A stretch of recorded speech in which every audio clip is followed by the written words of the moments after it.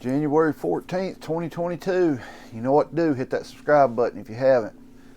Y'all been keeping up what's been going on this week? It's been crazy. They're talking about outlawing gas stoves now. You already got some places where you can't have a wood burning, stove in your house, and now they're trying to outlaw gas stoves.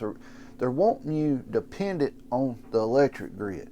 But what do they keep telling us all the time? We're going to have these rolling blackouts. Our electric grid is not up to date. It can't handle all this extra stuff. But they're pushing electric vehicles. Now they're pushing electric stoves. But yet, what do they tell you to do? Like during the summer when it's hot, don't run your air conditioner, or cut it way up where it won't turn on. They want you dependent on the electricity, but yet they keep telling us they don't have no way to technically keep the electricity on in a high, demand area. Outlawing gas stoves. Who is making up these things? Who is sitting there thinking that's the best, what needs to be done? I mean, how are you going to cook when the power goes out? You can't have a wood heater in your home. How are you going to heat your home now?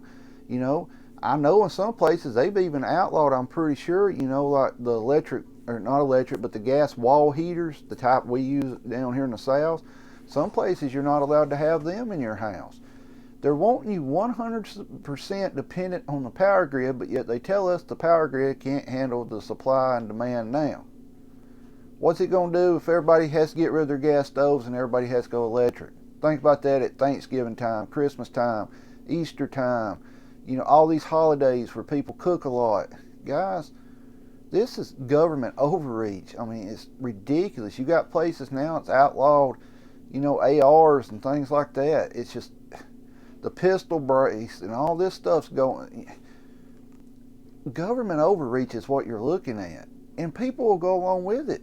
If it's something going on that doesn't affect them, like let's say they don't have a gas cook stove in their house, they don't use gas heat, they don't do nothing with propane, natural gas, or none of that.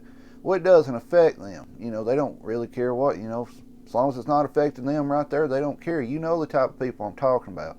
The type of people, if China and Russia invaded us and was coming across the country, as long as they wasn't right there in their area, they would want to go on about their day like normal. The type I'm talking about. If it's not directly affecting them, they don't care. That's the type I'm talking about. I'm sure you know people like that. Some of you've been wanting to know what's going on with me this past week. Stay tuned till the end, and I'll give you an update on it. But guys, we're possibly going to see a government shutdown here pretty soon. Think about this. Government's broke, right? Don't have the money. Can't stay open. Can't operate. Everybody knows our government operates at a deficit. I mean, they're the world's best. It just living off credit from other people, but yet we can send billions of dollars to Ukraine. Let this stuff sink in. When it comes to the American people, the government would rather help another country than its own citizens. We've talked about this before, how Republicans and Democrats fought over $600 to help the American citizens during the pandemic, but yet they'll just send money everywhere else, let's send that over. And some of you know what's going on. A lot of it's they're laundering dirty money. Yeah, I'm not going to get into that, but you can read up on Ukraine and what they're famous for over there. It's still heating up over there. I still say we got our chess pieces over there and we're fixing to start playing the game. You don't send that much money, equipment over there, and now we got troops on the border. You don't send that over there unless you're getting ready to play the game. That's it.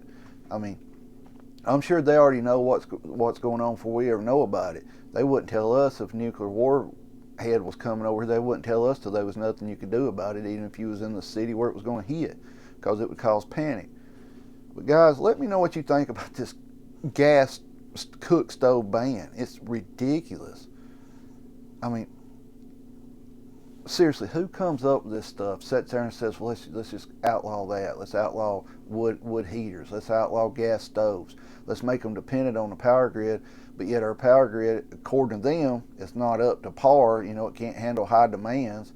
But yet they want everybody using electricity. Go buy an electric car.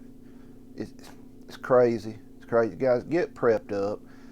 Something big's coming. Everybody that watches this channel probably can feel it in their bones and sees it around them. They know it, but you need to get prepped up. I mean, who would have ever thought that you might not be able to buy propane because the government's going to outlaw it, but yet we'll send natural gas overseas to help Europe.